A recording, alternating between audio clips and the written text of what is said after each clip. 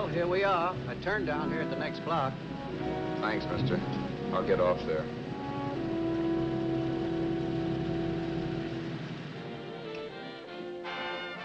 Want anything else? No. Hey, you. Me? Yeah, you. It's where you heading. East. Too bad. I thought if you was heading north, I might be able to help you out. I'm pushing to Salt Lake, and I don't like to ride alone at night. I'm one of those guys that got to talk or I fall asleep. Oh. Sure, now, my partner, he's got Lou to keep him company, but I ain't got nobody at all. Where you coming from? West. Yeah, sure, I know, but where, L.A.? Maybe. Got a cousin out in L.A. You don't say. Yeah, he's been out. You're not much of a talker, are you? My mother taught me never to speak to strangers. Oh, a wise guy. So what? Okay, okay, don't get sore. Just trying to be sociable, that's all. Hey, Glamorous. You change for a dime, will you?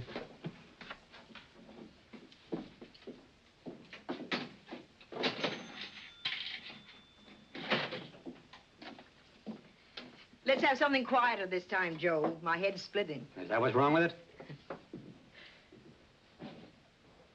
Done with your coffee? No. And don't rush me, will you?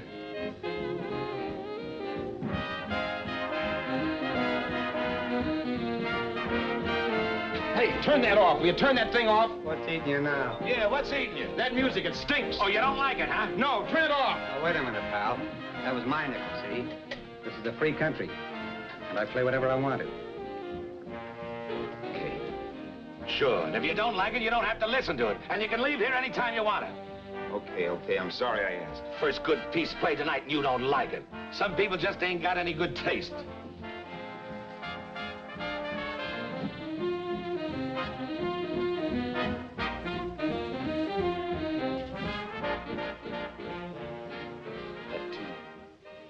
That tune.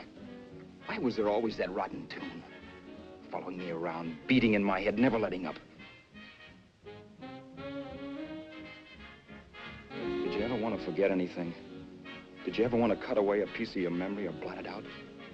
You can't, you know. No matter how hard you try. You can change the scenery, but sooner or later you'll get a whiff of perfume or somebody will say a certain phrase or maybe hum something. Then you're licked again. I can't believe that you're in love with me. I used to love that song once. So did the customers back in the old Break of Dawn club in New York. I can't remember a night when I didn't get at least 3 requests for it. Sue, she was always selling it too. Those were the days.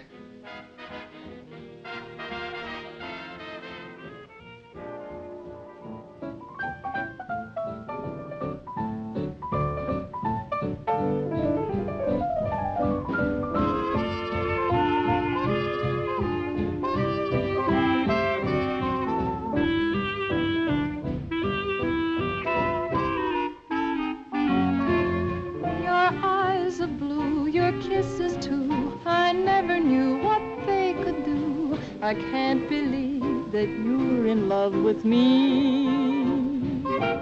You're telling everyone you know that I'm on your mind each place you go. They can't believe that you're in love with me. I have always placed you far above me. I just can't imagine that you love me. And after all is said and done, to think that I'm the lucky one, I can't believe that you're in love with me.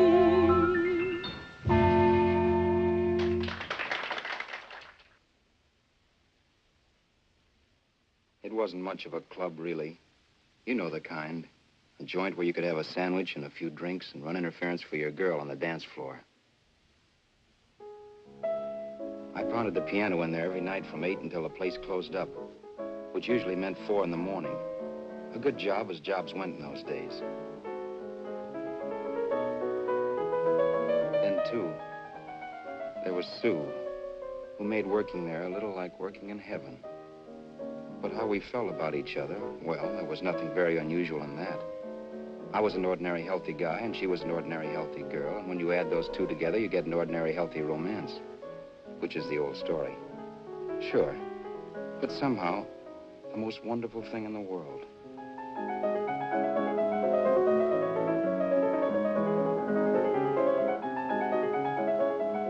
All in all, I was a pretty lucky guy.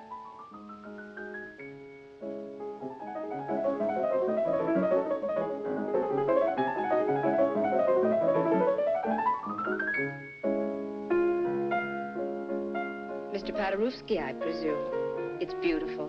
You're going to make Carnegie Hall yet, Al? Yeah, as a janitor. I'll make my debut in the basement. I don't blame you for being bitter, darling, but you mustn't give up hope. Why, someday... Yeah, someday. If I don't get arthritis first. In the meantime, let's blow this trap.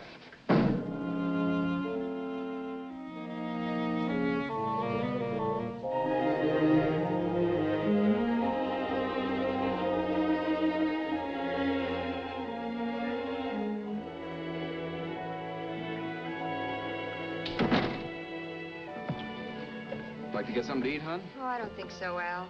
I lose my appetite working in this flea bag. Let's go home. Okay. I can't stand much more of that dump. Did you see that drunk tonight trying to paw me? No, what drunk? Does it matter what drunk? Say, what's the matter with you tonight, darling? That's the third time you started to tell me something and then stopped. We shouldn't have any secrets from each other, Sue. Next week, we're going to make with the ring and the license. You and me will be a team. Yes, that's right. In the Bush League. I don't get you. We've been struck out. It's a funny way to talk, darling. Don't you want to marry me? Al, look, I love you. You know I do, and I want to marry you. But? But not now. Only after we've made good. Sunday, I'm going away. Oh, I know you'll think it's silly. That's why I hesitated to tell you. But I'm going to California. I want to try my luck in Hollywood. That's the most stupid thing I ever heard of. Don't you know millions of people go out there every year and wind up polishing cuspidors? I thought you had better sense. You sound as if you don't think I have any talent. That has nothing to do with it. I'll make out all right. Maybe. But what about me? Doesn't it mean anything to you that you're busting up all our plans? We may not see each other for years? It won't be that long. I thought you loved me. I do. You know I do. Well, here we are. Al. Al, why can't you see my side of it? I'm young. We both are, and we've got all the time in the world to settle down. Oh, really, darling, what I'm doing is the only sane thing to do. I hate the thought of being so far away from you, but we'll be together again someday. Maybe you'll decide to come out too later on. So long. Al, aren't you going to kiss me goodnight? Sure, why not? Good night.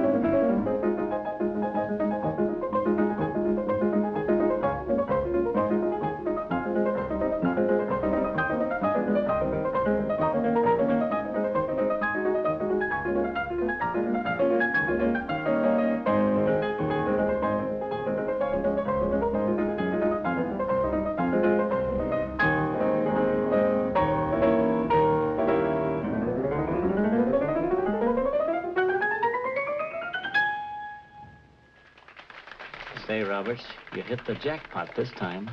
$10. Thanks.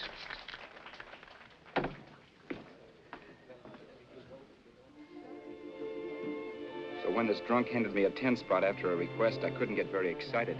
What was it, I asked myself? A piece of paper crawling with germs. Couldn't buy anything I wanted. It couldn't... Then I thought of something.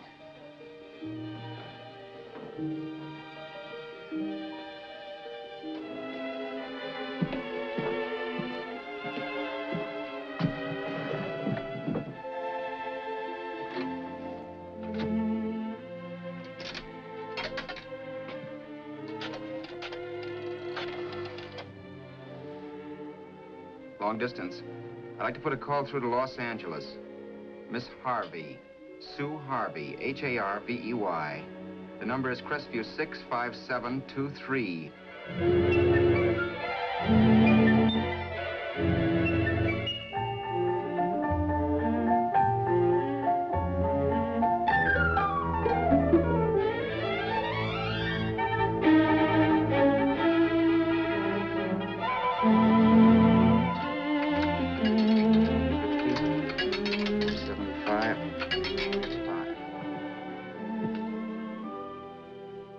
Hello, Sue? This is Al. Oh, baby, it's great to hear from you, too. What's that? You do? Oh, me too, darling. I thought I'd go batty without you. I just had to... Huh? You're working as a hashlinger? Gee, honey, that's tough. Those guys out in Hollywood don't know the real thing when it's right in front of them. You just stick it out, Sue, baby. Keep going around to those casting offices. I'm sure you'll click. Look, I'll tell you what. You stay put out there. I'll come to you. No, don't try to stop me. Just expect me. Train? Who knows? Train, plane, bus, magic carpet. I'll be there if I have to crawl. If I have to travel by pogo stick. And then, let's get married right away, huh? That's the stuff. That's what I've been wanting to hear you say. Well, goodbye for now. I'll be seeing you soon. Yeah. Bye.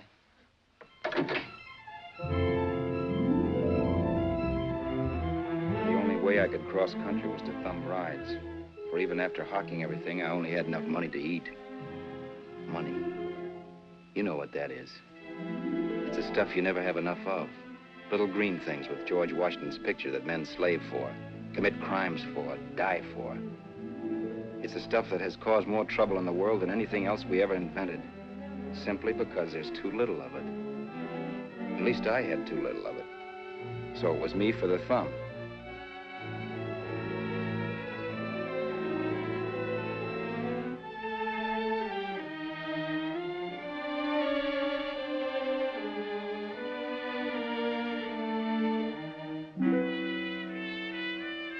Ever done any hitchhiking?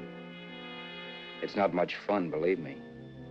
Oh, yeah, I know all about how it's an education and how you get to meet a lot of people and all that.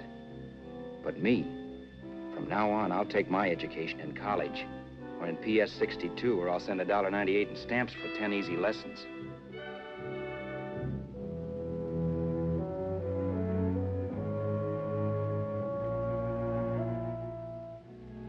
Thumbing rides may save you bus fare, but it's dangerous.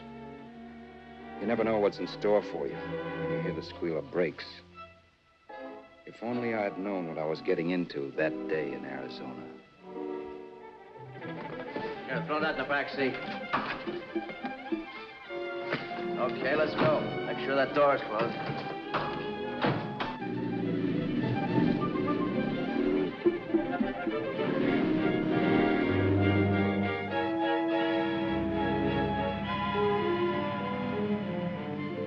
You know, Emily Post ought to write a book of rules for guys thumbing rides. Because as it is now, you never know what's right and what's wrong. We rode along for a little while, neither one of us saying anything. I was glad of that. I never know what to say to strange people driving cars. Then, too, you can never tell if a guy wants to talk. A lot of rides have been cut short because of a big mouth. So I kept my mouth shut until he started opening up. Hand me that little box, the compartment, will you, pal? Hold the wheel, will you?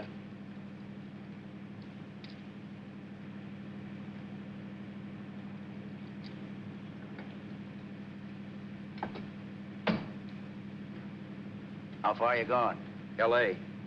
Wow, you're really traveling, aren't you? Yeah, but I don't expect to make it for a couple of years at the rate I've been promoting rides. Not much luck, huh? Sure, all bad. Not many people stop for a guy these days. Afraid of a stick-up, maybe. Well, you can't blame them. Where you coming from? New York? Well, New York. You're in luck this time. I'm going all the way. Right through to Los Angeles. You drive a car? Sure. Whenever you're tired, let me know. I'll holler. I guess at least an hour passed before I noticed those deep scratches in his right hand. They were wicked. 3 puffy red lines about 1/4 of an inch apart. He must have seen me looking at them because he said, Beauties, aren't they? They're gonna be scars someday. What an animal. Whatever it was, it must have been pretty big and vicious to have done that. Right on both counts, New York. I was tussling with the most dangerous animal in the world. A woman. She must have been Tarzan's mate. Looks like you lost the bout. Certainly wasn't a draw.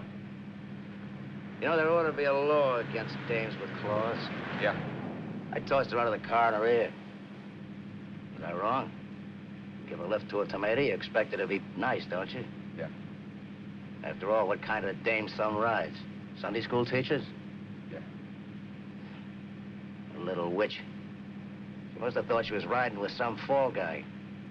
And me, who's been booking horses around racetracks since I was 20. I've known a million dames like her. 2 million. Yeah. Stopped the car, opened the door. Take it on the Arthur Duffy, sister, I told her. That's the stuff. As always done, huh? But if you want to see a real scar, brother, get a load of this. What? I got that one, Julie. Dooley? Yeah, we're just kidding, of course. My dad owned a couple of Franco-Prussian sabers. Kept them on the wall for decorations. Well, one day, another kid and I took them down when the old man wasn't around. Had a duel. He got me in the arm here. Pretty mean cut. Infection set in later. Yeah, I can see that.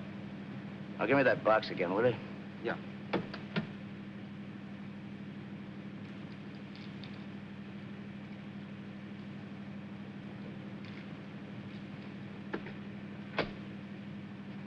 Pain made me lose my head, I guess. Began slashing. Before I knew it, I'd put the other kid's eye out. That was tough. Well, it was just an accident, of course. But you know how kids are. I got scared, decided I was going to run away from home. Old man almost caught me when I was packing my duds. The bloody rag I had wrapped around my wrist hadn't caught his attention. You'd seen the bundle for sure. But I beat it when he was phoning for a doctor. That was 15, 16 years ago. I haven't been home since. Pull in there for a bite or something, huh? a bite or something. Brother, was I hungry. I hadn't had anything in my stomach for hours. Yet even with that gnawing in the pit of my belly, I didn't want to be in too big a rush to put on the feed bag. First, I had to make sure this guy knew the score. If I got him down on me, it was goodbye ticket to Hollywood.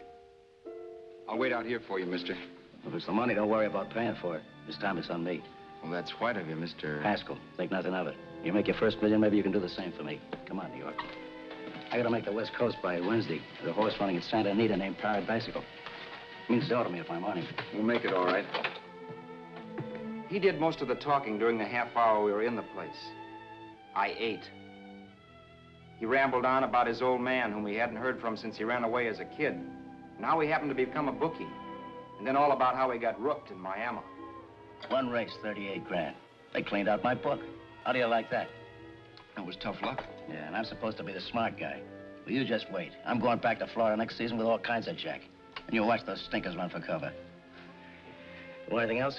No, thanks. I've had plenty.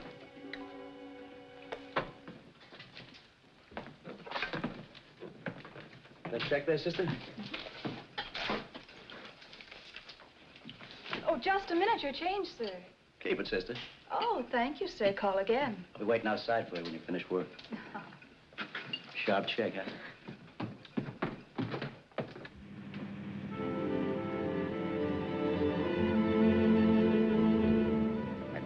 that night while Haskell slept like a log.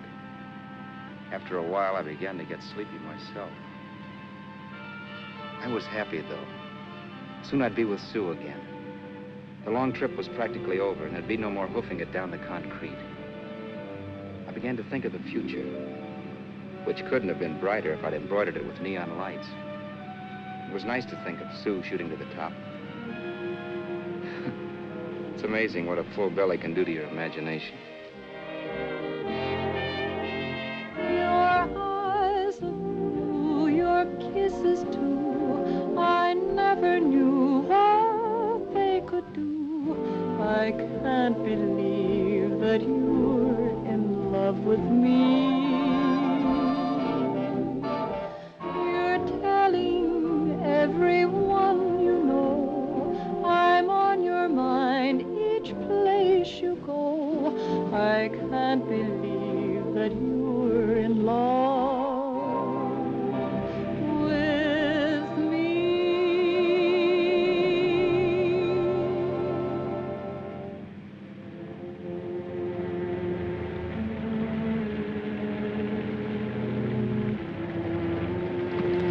Mr. Haskell. Mr. Haskell.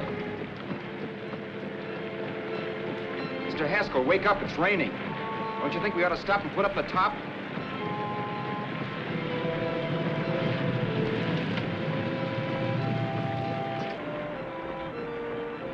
Mr. Haskell, I'm going to put up the top.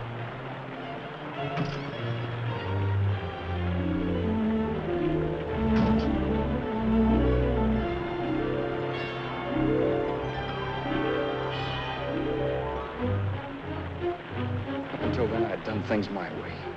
But from then on, something else stepped in and shunted me off to a different destination than the one I had picked for myself. For when I pulled open that door... Mr. Haskell, what's the matter? Are you hurt? Are you hurt, Mr. Haskell? Start your sermon. I'll listen to it. But I know what you're going to hand me even before you open your mouths. You're going to tell me you don't believe my story of how Haskell died and give me that don't make me laugh expression on your smug faces. I saw at once he was dead, and I was in for it. Who would believe he fell out of the car? Why, if Haskell came too, which of course he couldn't, even he would swear I conked him over the head for his dough. Yes, I was in for it. Instinct told me to run, but then I realized it was hopeless. There were lots of people back down the road who could identify me. That gas station guy and the waitress. I would be in a worse spot then, trying to explain why I beat it. The next possibility was to sit tight and tell the truth when the cops came. But that would be crazy. They'd laugh at the truth. I'm not having my head in a noose. So what else was there to do but hide the body and get away in the car? I couldn't leave the car there with him in the gully. That would be like erecting a tombstone.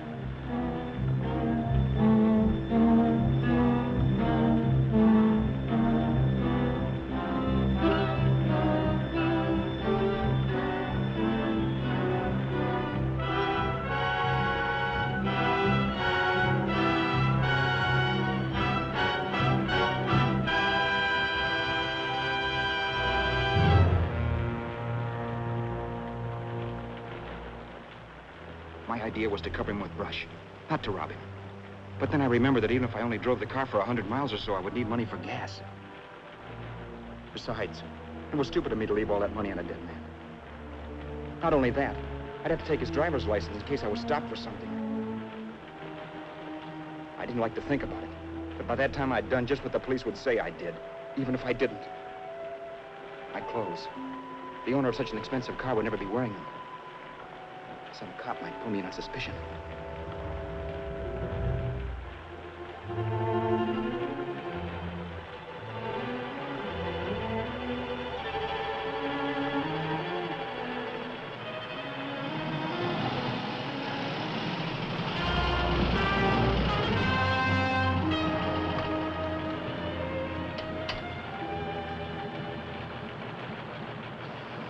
Hey, you, this your car?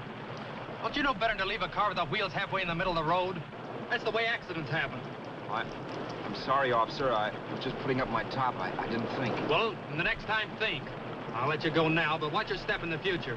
I know that's a lonely stretch, but cars come by here once in a while, and we have plenty of crack-ups. Thanks, officer.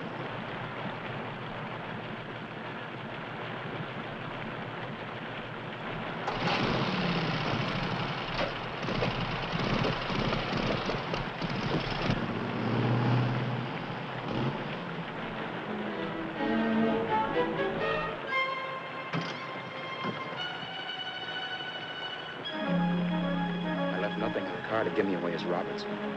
If they found a dead man in the gully now, it would be me.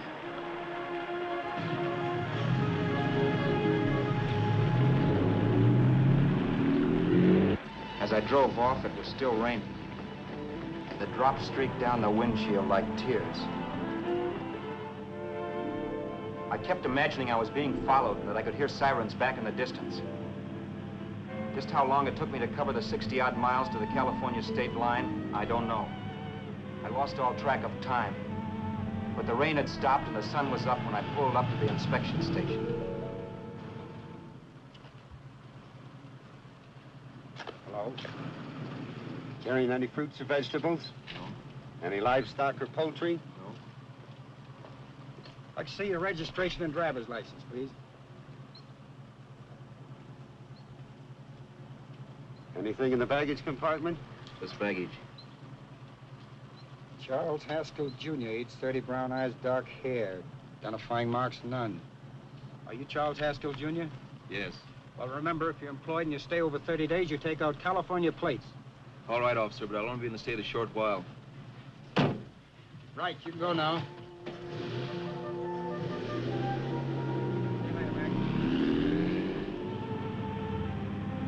I couldn't drive any farther without some sleep. Cops or no cops, I knew I had to hit the hay and hit it hard. I was dead tired.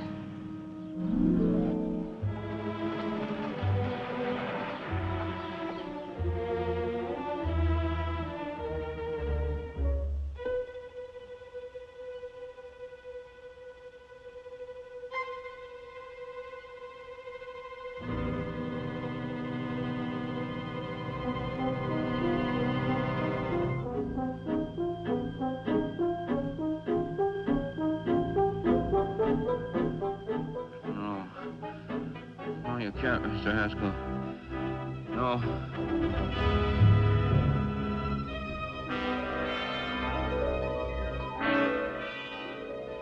Mr. Haskell, you can't die. I think I did it. No, Mr. Haskell. No. No.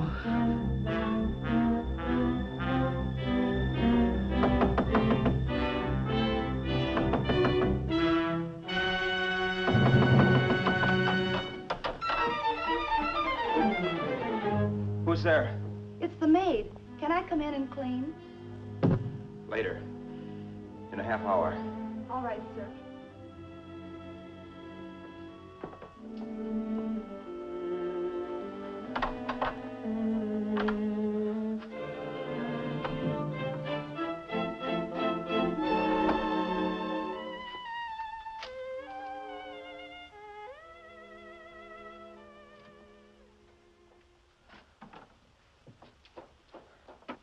There was no time to lose. Every minute I had to be Charles Haskell was dangerous. And I'd have to be Charles Haskell until I got to some city where I could leave the car and be swallowed up.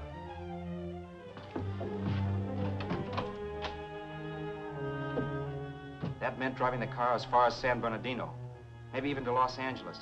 In a little town, I might be noticed, but in a city, I should be safe enough. Then, after I ditched the car, I could go on to Sue. But those 5 minutes at the state line made me realize it might be a good idea to find out a little bit about Mr. Haskell. Then, if anybody asked me questions, I could give the right answers. The first thing I found out was that I had $768. This was a lot of jack, but believe me, it was the kind of money I'd rather not have.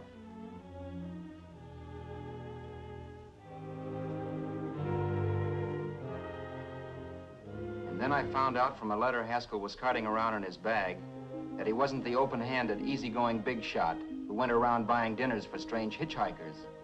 Before I got done reading it, I saw him more as a chiseler. It was written to his old man in California, the one he hadn't seen in so many years. In it, Haskell posed as a salesman of hymnals, of all things. It was easy to see where Haskell expected to raise a new stake for his book in Miami by rooking his old man. That was about all I found out from his effects, and it was enough. I told myself, maybe old man Haskell was lucky his son kicked off. He would never know it, but it saved him from taking a flyer in sacred literature preferred.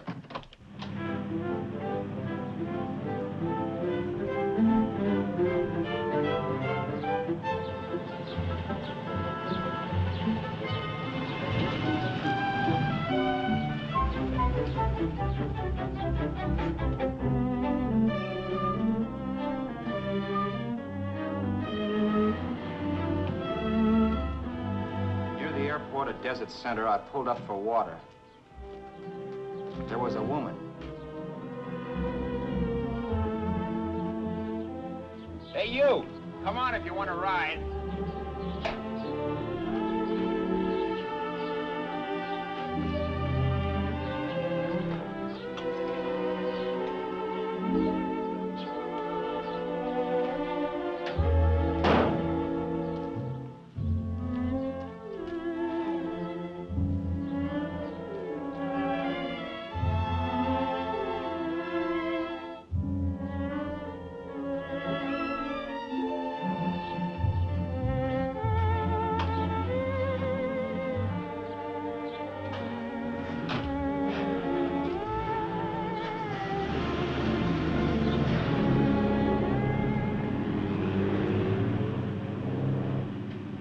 How far are you going?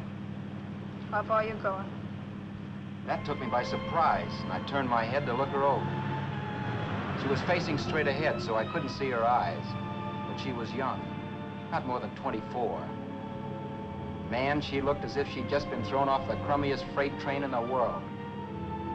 Yet, in spite of this, I got the impression of beauty.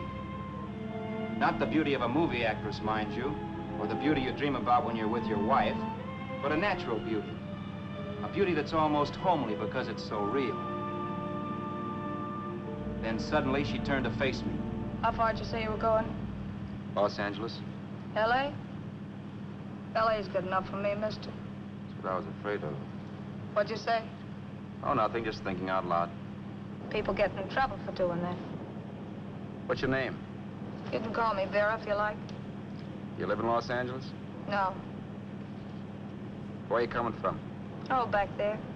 Needles? No. Oh, sure, Phoenix. You look just like a Phoenix girl. Are the girls in Phoenix that bad? The girl must have been pretty tired, because she fell asleep not 20 minutes after she stepped into the car. She lay sprawled out with her head resting against the far door, like Haskell. I didn't like that part of it much, but I didn't wake her up. It wasn't that this girl still worried me. I'd gotten over that funny feeling I had when she looked at me, which I put down as just my jangled nerves. With her eyes closed and the tenseness gone out of her, she seemed harmless enough. And instead of disliking her, I began to feel sorry for her. The poor kid probably had had a rough time of it. Who was she anyway? And why was she going to Los Angeles? And where'd she come from in the first place? The only thing I knew about her was her name. Not that it made any difference. A few hours more and we'd be in Hollywood. I'd forget where I parked the car and look up Sue. This nightmare of being a dead man would be over. Who this dame was, well, it was no business of mine. Where did you leave his body? Where did you leave the owner of this car? You're not fooling anyone. This buggy belongs to a guy named Haskell. That's not you, mister. You're out of your mind. That's my name, Charles Haskell. I can prove it. It's my driver's Save license. yourself the trouble, mister. Having Haskell's wallet only makes it worse.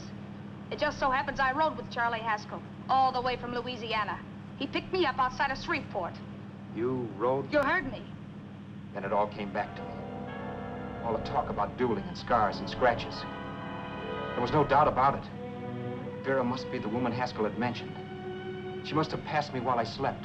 Well, I'm waiting. My goose was cooked. She had me.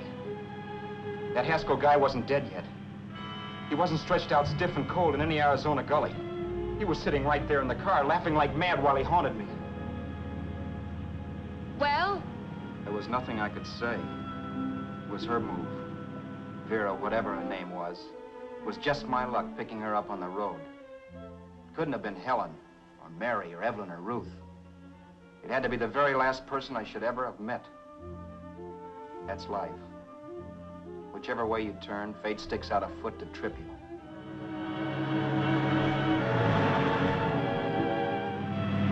I told her her everything, but she didn't believe my story. I should have saved my breath. That's the greatest cock and bull story I ever heard. So he fell out of his car. Say, who do you think you're talking to, a hick? Listen, mister, I've been around, and I know a wrong guy when I see one. What'd you do, kiss him with a wrench? Now, wait a minute. What I told you was true. You see, that's why I had to do it. You think I killed him? Well, the cops would have thought so, too. Yeah, well, maybe they still think so. What makes you so sure I'll shut up about this?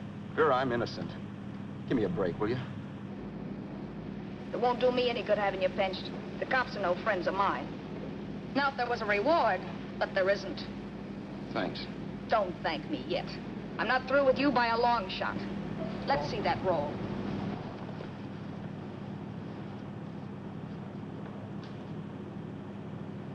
Is that all Haskell had? Isn't it enough? No, I thought he had more. Not that I know of. You can search me. You think I'm holding out on you? Well, maybe I will at that. He told me he was going to bet $3,000 on a horse named Paradisical on Wednesday at Santa Anita. He was stringing you along. He meant 300. Maybe. Sure, $3, 300. He was a piece of cheese, a big blowhard. Listen, mister, don't try and tell me anything about Charlie Haskell. Remember, I knew him better than you did. Okay, then you knew he was a four-flusher. That explains the $3 bet. I'm not so sure he didn't have that $3,000. Why should I believe you? You got all the earmarks of a cheap crook. Now, wait a Shut minute. up. You're a cheap crook and you killed him. For 2 cents, I'd change my mind and turn you in. I don't like you. All right. Don't get sore. I'm not getting sore. But just remember who's boss around here. If you shut up and don't give me any arguments, you'll have nothing to worry about. But if you act wise, well, mister, you'll pop into jail so fast it'll give you the bends. I'm not arguing. Well, see that you don't. You know, as crooked as you look, I'd hate to see a fella as young as you wind up sniffing that perfume that Arizona hands out free to murderers. I'm not a murderer. Of course you're not. Haskell knocked his own head off. He fell, that's how it happened, just like I told you. Sure, and then he made you a present of his belongings. I explained why I had to do skip that. it. Doesn't make a difference one way or another. I'm not a mourner. I liked Haskell even less than I like you. Yeah, I saw what you did to him. What do you mean? Well, scratches on his wrist. Sure, I scratched him. I'll say you did. So your idea was to drive the car a little way, maybe into San Bernardino, and then leave it. You weren't gonna sell it? Sell it? You think I'm crazy? Somebody else's car? See, all I want to do is leave it somewhere and forget I ever saw it. Not only don't you have any scruples, you don't have any brains. I don't get you. Maybe it's a good thing you met me. You'd have got yourself caught, sure. Why, you dope. Don't you know a deserted automobile always rates an investigation? Huh?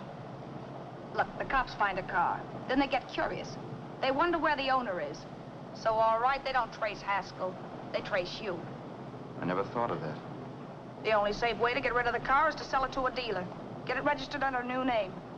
Say, stop at the next store. I want to get a bottle and do some shopping before we hit L.A. Okay. As soon as we find a place, I'll drop you off and pick you up later. Nothing doing. You're coming in, too. From now on, you and I are like the Siamese twins. Have it your way, but I don't get the point. The point is, I don't want you to get lost. I'm not going to beat it if that's what you're afraid of. I'll say you're not. Well, I'm going to see that you sell this car so you don't get caught. Thanks. Of course, your interest wouldn't be financial, would it? You would want a small percentage of the profits. Well, now that you insist, how can I refuse? 100% will do. Fine. I'm relieved. I thought for a moment you were going to take it all. I don't want to be a hog. A few hours later, we were in Hollywood. I was recognizing places Sue had written about. It struck me that far from being at the end of the trip, there was a greater distance between Sue and me than when I started out. Vera wasn't kidding with that Siamese twins crack. She rented a little apartment as Mrs. Charles Haskell. When I objected to this, she explained that it was on account of the car. A dealer might think something was funny if he called and found we were using different names.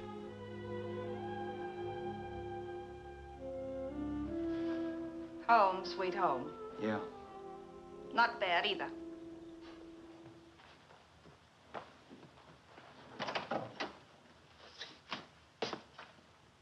In case there's any doubt in your mind, I'll take the bedroom. Yeah. Sure is stuffy in here.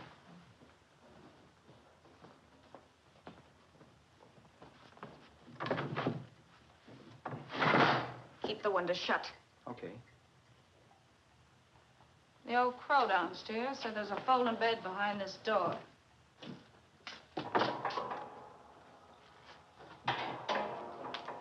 You know how to work it? I invented it. Some joint. One can't have everything.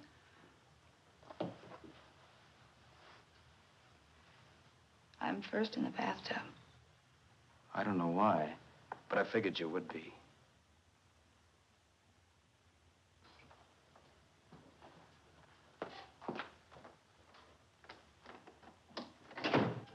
Boy, oh boy.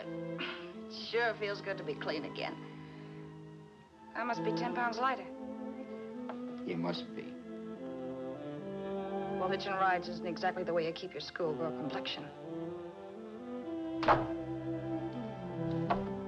I wish that guy with the sax would give up. Gets on my nerves. Forget it. Have a drink. Aren't you afraid I might take you up on it? If I didn't want to give you a drink, I wouldn't have offered it. Why be a sorehead, Roberts? You got yourself into this thing. You should be grateful I'm not turning you in. Why, if I wasn't regular, you'd be in the pen this minute, being photographed, fingerprinted, and being pushed around by the cops. So cheer up. Get rid of that long puss. Or is your conscience bothering you?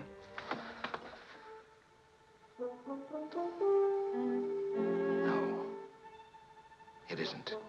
Swell. That's the spirit. He's dead and no moaning around will bring him back.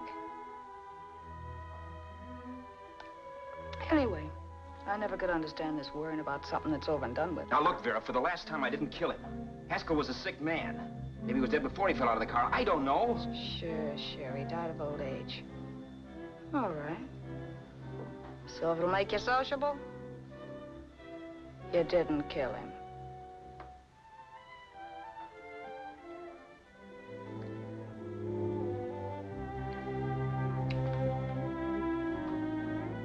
Thanks.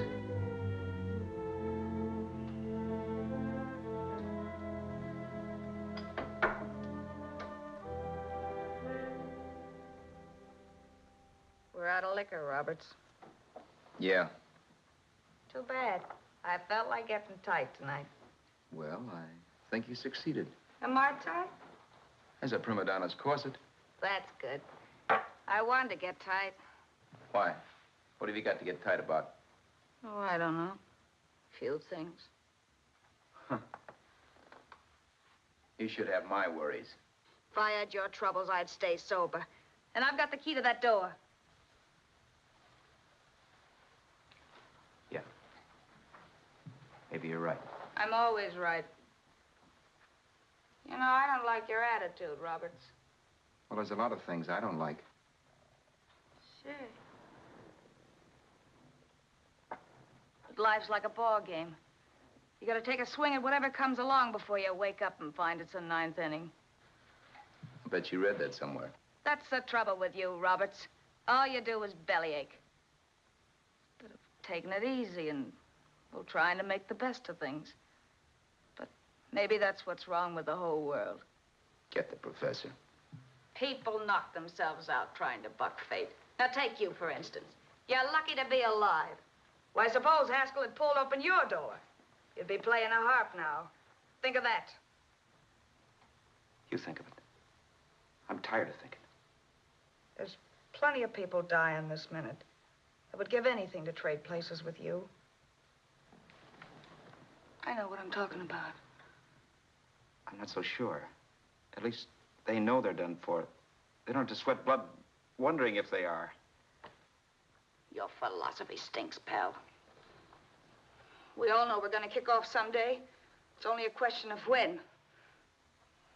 But what's got us on this subject anyway? We'll be discussing politics next. Yeah.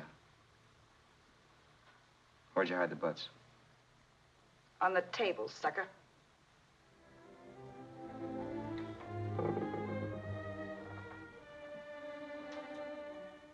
We bored each other with conversation for a couple of hours longer. Every 5 minutes, one of us was wishing we had another bottle or a radio or something to read. Then finally, we ran out of chatter. I know it's only 11 o'clock, but I want to get up early and make the rounds of the used car lots. No hurry about that. We've got all the time in the world. Maybe you have, but if you think I want to stay cooped up in this place any longer than I have to, you're batty. It's not a bad place. Pay plenty for diggings like this in New York. I wouldn't like it if it was the Ritz.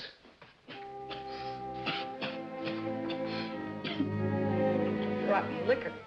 You got a mean cough. Want to do something about it. I'll be all right. That's what Camille said. Who? Nobody you know. Wasn't that the dame that died of consumption? Yeah.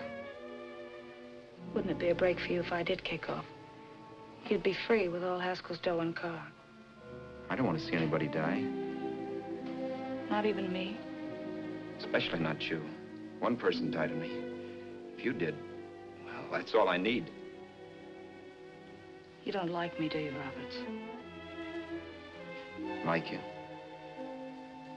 I love you.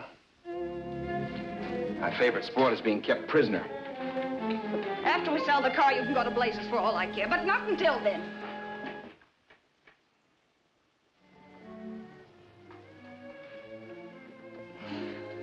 I'm going to bed.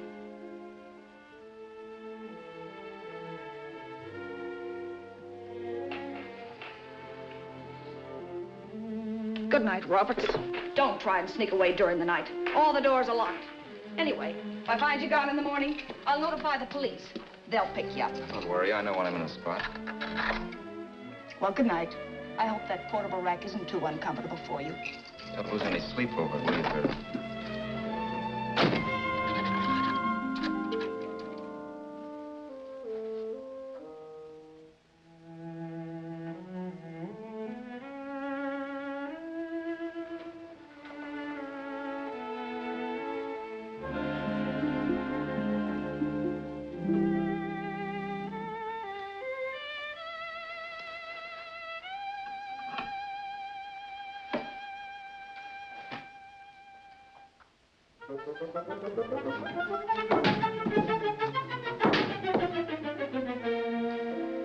Crestview. 6, 5, 7, 2, 3. Hello? Hello? Hello? Hello?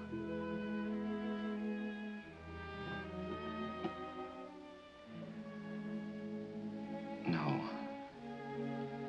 Not yet, darling. Tomorrow. Maybe. If this were fiction, I would fall in love with Vera, marry her and make a respectable woman of her, or else she'd make some supreme Class A sacrifice for me and die. Sue and I would bawl a little over her grave and make some crack about there's good in all of us. But Vera, unfortunately, was just as rotten in the morning as she'd been the night before. All right, I'm coming. Look, Vera, it's almost noon. So what?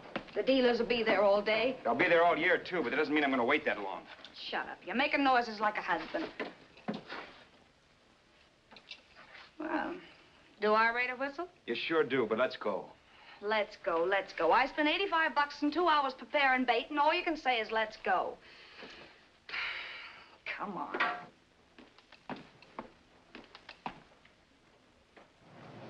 We passed a few used car lots last night down this way. What do you think we can get for this heap? I don't know. Plenty. You just let me handle everything. Think we can get $2,000? I don't know, but don't worry. I'll squeeze as much out of this guy as I can. If I let it go cheap without a fight, he might think we've stolen the car. And listen, don't make any slips and call me Roberts. That'll cook us. I don't need you to tell me that. You better just sit by and keep your mouth closed. Remember, we're both in the soup if anything happens. Forget it and drive. You're my wife, Vera Haskell. Look, after the deal's closed, let's go back to that place on Hollywood Boulevard where I saw the fur jacket. I want to buy it. After the deal's closed, I'm saying goodbye to you. That's right, I forgot. I guess I'm getting kind of used to you. Well, that's a habit you could start breaking. Let's try this place in the middle of the block.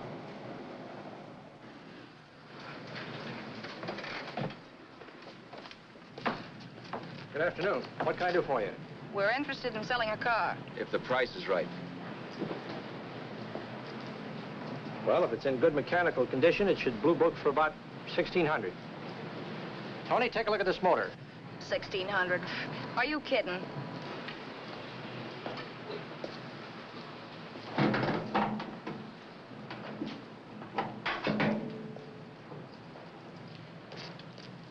Well, maybe $1,850.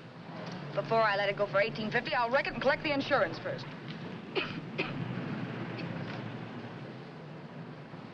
Lady, this motor's seen a lot of driving.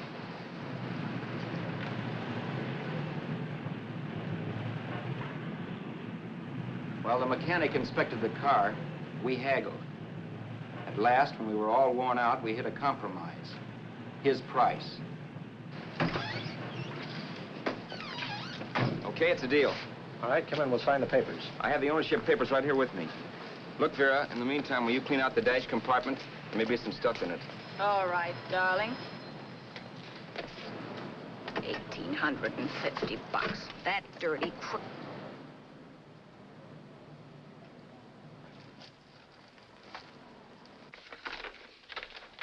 New York, huh? Yeah. But you bought the car in Miami? Yeah. Well, now let's see about the insurance. We can either have it transferred or canceled. What kind of insurance do you have, Mr. Haskell? Well, aren't all the papers there? I don't see any. Surely you know what type of insurance you carry in the car. The name of the company? Yeah, but, Well, if you'll just tell me the name of the company, I'd be very glad to take care of all the details. well, Did you sign the papers yet? not yet. Well, don't. We're not selling the car. Oh, wait a minute, Miss Haskell. Come on, darling. What's the matter? You changed your mind? Yes, I'm sorry. I guess I have. But, Vera... Let's go.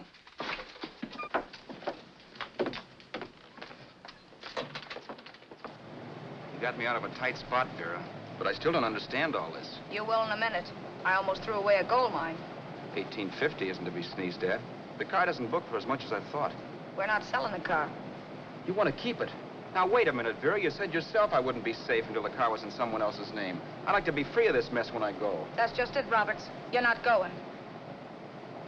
There's a drive-in at the next corner. Pull in there and we'll get a bite to eat. And I'll explain. What is this, another one of your brilliant ideas?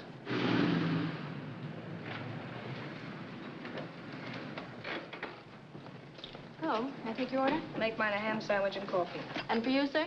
Oh, I don't care. The same. Thank you.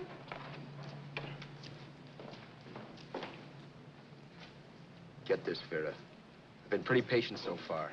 I've done everything you asked me to do, but no more. Shut up. You've taken Haskell's money, and you can have the dough we get from selling the car, but you're not going to keep me a prisoner. It's a good thing I bought the paper. Take a look at that. Vera, I'm in no mood. Read that.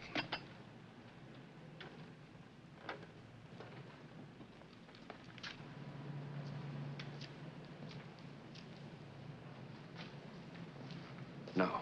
Yes. No, I won't do it. Yes, you will. You think I'm crazy? It's impossible, I tell you. Excuse me.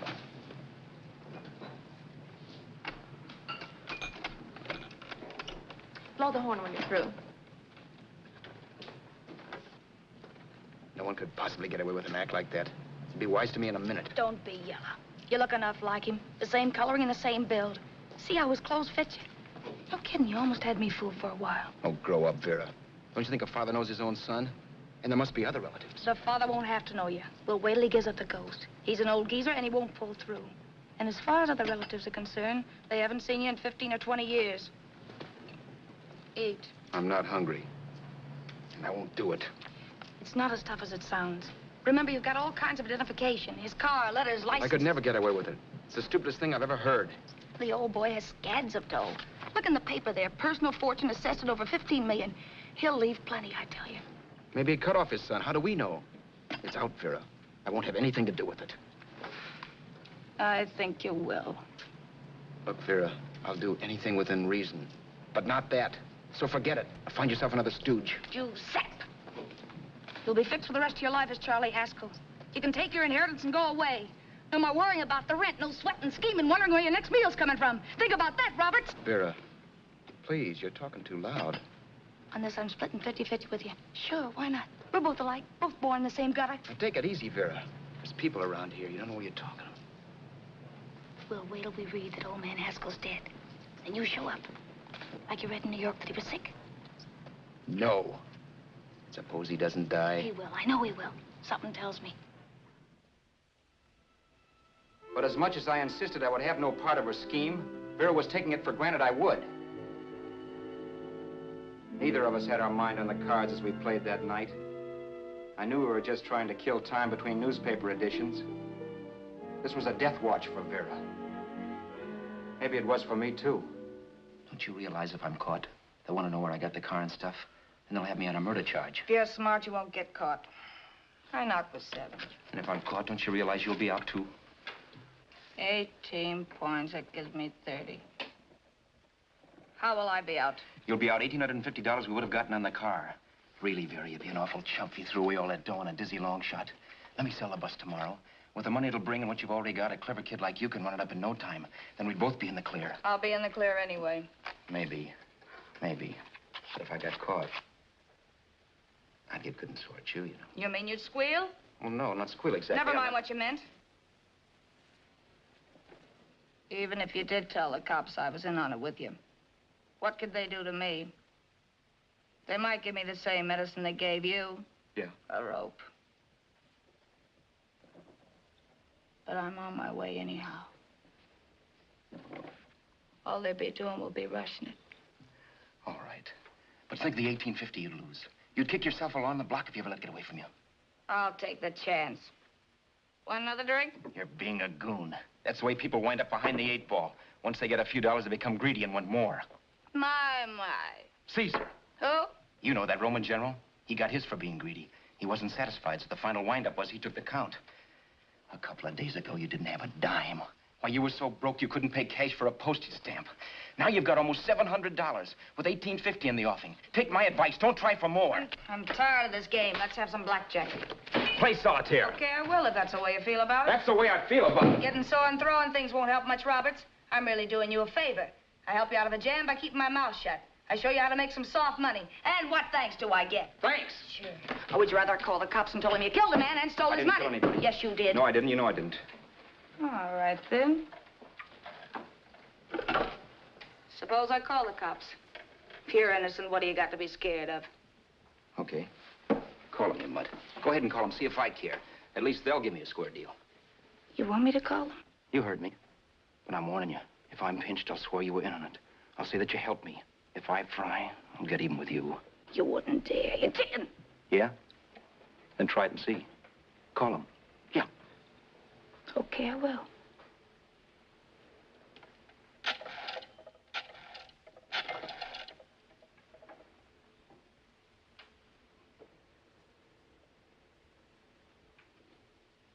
Information? I want the number at the Hollywood police station. Okay, I got it. Thanks. Wait a minute, Vera. You wouldn't do that. Wouldn't I? Give me that and I'll show you if I would. Take it easy now. Let's talk this over. This was early in the evening, and the conversation, while hectic, was at least pitched low. But as the minutes passed, and more obstacles to her plan popped into my head, the air got blue. Each word coming from our lips cracked like a whip. I reminded her that as Charles Haskell, I didn't even know my mother's name, where I'd gone to school, the name of my best friend, whether I had an Aunt Emma or not, my religion, and if I'd ever owned a dog. I didn't even know what my middle initial stood for. I also pointed out that the real Haskell had a scar on his forearm. His people never saw that scar. He told me he ran away right after putting out the kid's eye. Yeah, but his father knew he was cut. It'd have to be some kind of a mark. So what? The old man's dead, or will be. I hope by tomorrow morning's papers. Anyway, you could cut yourself a little, couldn't you? Boy, for that kind of dough, I'd let you cut my leg off. You're drunk and you're crazy mad, Vera. Turn me in if you want to, but I won't get mixed up in this. Besides, how do we know Haskell was such a phony? Maybe he wasn't the man's son at all. Maybe he just dreamed it up. Well, dream it or not, you won't be dreaming when the law taps you on the shoulder. There's a cute little gas chamber waiting for you, Roberts. And I hear extradition to Arizona's a cinch. Where's that phone? Vera! Leave me alone! Vera! Here. I want a phone call, police. I hate you yellow stinker. You leave me alone. I'll let you alone when you promise to leave the phone where it is. You're drunk. You don't know what you're doing. You're hurting me. Will you promise? All right.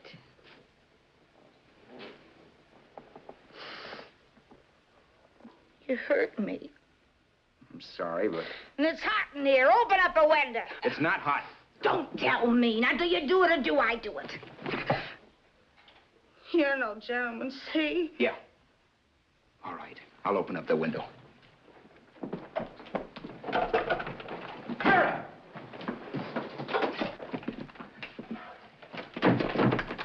Vera, open the door. Please open the door. Vera, open the door. Don't use the phone. Listen to me. I don't like you, Roberts. You're no gentleman, see? You hurt my hand, and I'm going to get even with you. If you don't open the door, I'm going to kick it down, Vera. Vera, don't call the cops. Listen to me. I'll do anything you say. Vera, let me in. I'll break the phone.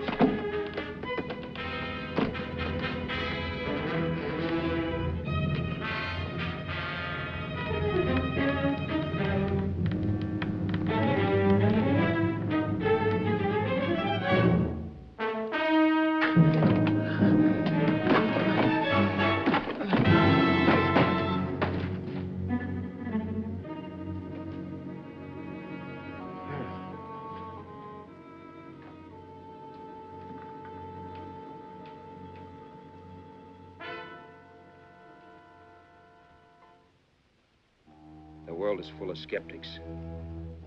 I know. I'm one myself. In the Haskell business, how many of you would believe he fell out of the car? And now, after killing Vera without really meaning to do it, how many of you would believe it wasn't premeditated? In a jury room, every last man of you would go down shouting that she had me over a barrel and my only out was force. The room was still. So quiet that for a while I wondered if I had suddenly gone deaf. It was pure fear, of course. And I was hysterical. But without making a sound. Vera was dead. And I was her murderer. Murderer. What an awful word that is. But I'd become one. I'd better not get caught. What evidence there was around the place had to be destroyed. And from the looks of things, there was plenty. Looking around the room at things we'd bought was like looking into the faces of 100 people who'd seen us together and who remembered me. This was the kind of testimony I couldn't rub out. No.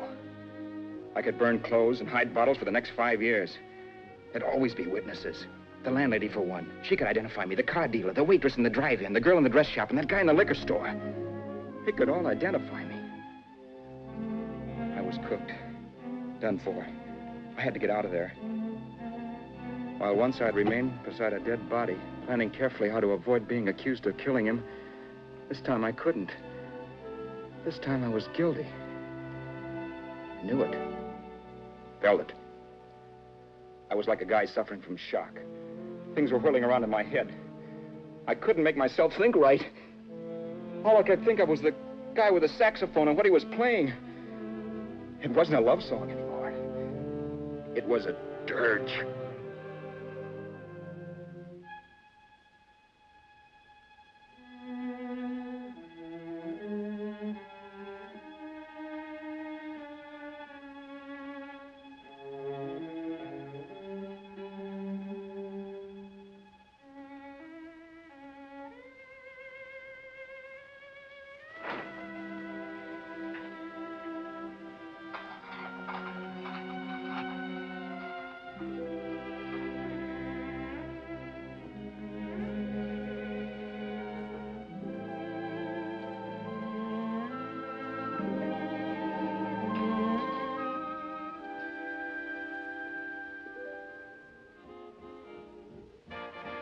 My problems weren't solved. I had to stay away from New York for all time. Because Al Roberts was listed as dead and had to stay dead. And I could never go back to Hollywood. Someone might recognize me as Haskell. Then, too, there was Sue. I could never go to her with a thing like this hanging over my head. All I could do was pray she'd be happy.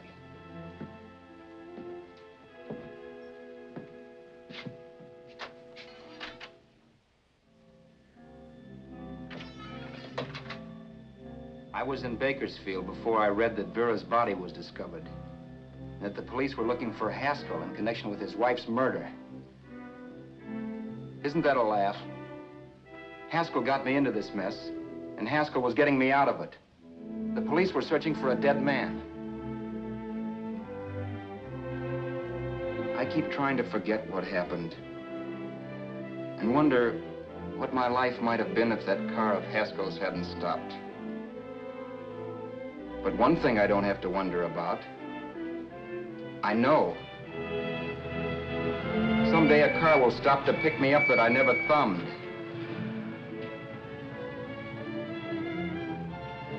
Yes. Fate, or some mysterious force, can put the finger on you or me for no good reason at all.